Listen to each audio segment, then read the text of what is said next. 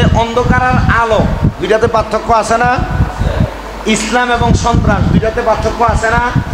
তাহলে আপনি ইসলামে থাকলে সন্ত্রাস করতে পারবেন না, সন্ত্রাসে থাকলে ইসলাম যদি করে, ইসলামে থেকে সন্ত্রাসী করে, তাহলে বুঝবেন এটা, মনে করেন যে এটা আর সিস্টেম ঠিক আছে, উদ্দেশ্য খারাপ। সিস্টেম ঠিক আছে, উদ্দেশ্য কি খারাপ। আর যদি সন্ত্রাসী কইরা ইসলামের মুসলমানিত্ব দাবি কইরা ইসলামের প্রতি দরদ দেখায়, তাহলে মনে করবেন তাহলে এর উদ্দেশ্যটা বড় খারাপ, বেশি খারাপ। কেন বেশি খারাপ? মানে করে সন্ত্রাসী আবার ইসলামের প্রতি দরদ দেখায়, তার মানে এর এটার ভিতরে একটা উদ্দেশ্য আছে, এর কিছু ফায়দা হাসিল করে নিব। আপনি কথা বুঝতে পারতেছেন? এর কিছু কি নিয়ে হাসিল করে নিব, ফায়দা হাসিল করে নিবে। এই জন্য কেউ ইসলাম মুসলমান দাবি কইরা সন্ত্রাস করলে এটাও বাতিল, কেউ সন্ত্রাস কইরা ইসলামের প্রতি দরদ দেখাইলে এটাও বাতিল। হয় ইসলাম করব নয় সন্ত্রাস হইব। ইসলামের উপরে থাকলে সন্ত্রাস করবে না, সন্ত্রাসী করলে ইসলামরে নিয়ে মাথা কামাবে না। যদি দুইটাই করে বুঝবেন এটা শয়তান। এটা কি শয়তান।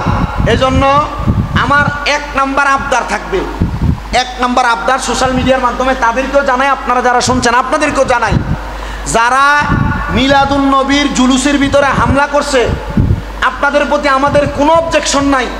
তবে অবজেকশন হলো এইটা, হুজুর হইয়া হাতেতে লাঠি নিছেন, এটার কারণে ইসলামের যেন ভবিষ্যতে কোনো সমস্যা না হয়। কারণ আপনি লাঠি হাতে নেওয়ার কারণে বিভিন্ন হলুদ মিডিয়া এটা এভাবে প্রচার করবে যে ইসলামপন্থীরা মাথায় টুপিওয়ালা দাড়িওয়ালারা ফিরাফিরি করে, সমাজে বিশৃঙ্খলা সৃষ্টি করে। কথা ঠিক আছে তো?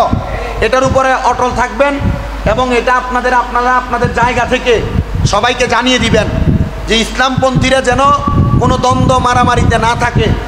এই দ্বন্দ্ব মারামারিতে না থাকার জন্য আহ্বান করার জন্য দেশের বিভিন্ন জায়গায় পবিত্র ঈদে মিলাদুন নবী সাল্লাল্লাহু আলাইহি সাল্লামের জশ্নে জুলুসের মধ্যে, মাজারের মধ্যে, বিভিন্ন মাদ্রাসার মধ্যে হামলা করার কারণে আজকে বিকেল 5টার দিকে কুমিল্লা টাউন হলের গেইটে কুমিল্লা কেন্দ্রীয় ঈদে মিলাদুন নবী উদযাপন কমিটি এবং কুমিল্লা জেলা মহানগর আহলে সুন্নাত ওয়াল জামাতের উদ্যোগে একটা কর্মসূচি দেওয়া হয়েছে।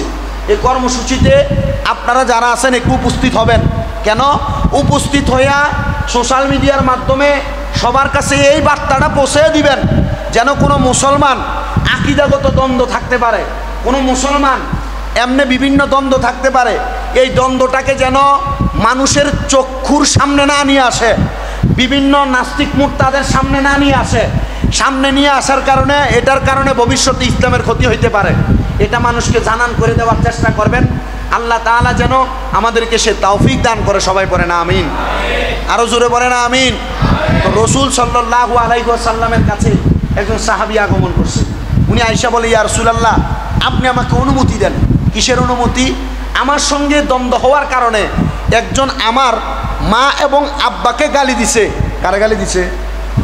মা এবং বাবাকে গালি দিছে। ইয়া রাসূলুল্লাহ, আপনি অনুমতি দেন, আমি তার গর্দান আলাদা করে দিব।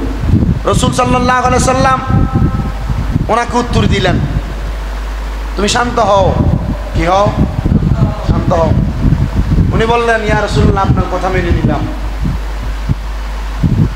আবার দ্বিতীয়বার বাড়িতে যাওয়ার পর আবার আসছে, ইয়া রাসূলুল্লাহ, অনুমতি দেন।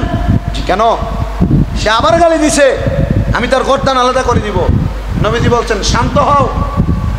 আবার আসছে দ্বিতীয়বার, ইয়া রাসূলুল্লাহ, আর কোনো বাধা মানতে রাজি না, তরবারি নিয়ে আসছি, এখনই তার গর্দান আলাদা করে দিব, সে আমার আম্মা আব্বাকে গালি দিয়েছে। আল্লাহ রাসূল বলছে, সাহাবী, বড় কষ্ট পেলাম। কি কষ্ট পাইছেন? হ্যাঁ, কষ্ট পাইলাম। ইয়া রাসূলুল্লাহ, কারণ কি?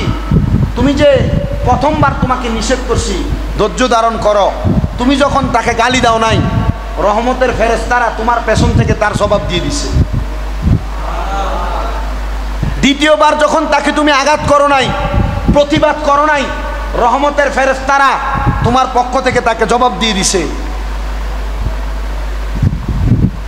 কিন্তু তৃতীয়বার যখন তুমি তরবারি নিয়ে আসছো, তখন রহমতের ফেরেশতাগুলো তোমার পেছন থেকে চলে গেছে।